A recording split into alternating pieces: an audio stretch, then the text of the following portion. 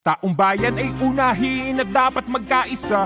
Ayusin ang mga problema ng ating bansa. Ang galit ay alisin at dapat magkasundo. Kung payapa ang ating bansa, aasenso nga tayo. Taong bayan ay unahin at dapat magkaisa. Itigil ang pag-aaway at ang pagkakagulo. Ang galit ay alisin at dapat magkasundo. Kung payapa ang ating bansa, aasenso nga tayo.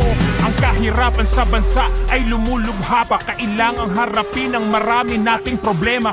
Maraming nagugutom sa Maynila at probinsya at maraming trabahante di sapat ang kinikita. Pamilyang hindi sapat ang pagkain sa mesa. Kapag sila'y nagkasakit, wala rin pampa-ospital. Kabuhayang hinampas ang matinding kalamidad at tumataas ang antas ng kriminalidad. Hindi mabuting panoorin na puro na lang kampihan. Kaliwat ka ng batikos, kabi-kabilang alitan ng dapat asikasuhin at kailangang malunasan ng mga problemang nagpapahirap sa ating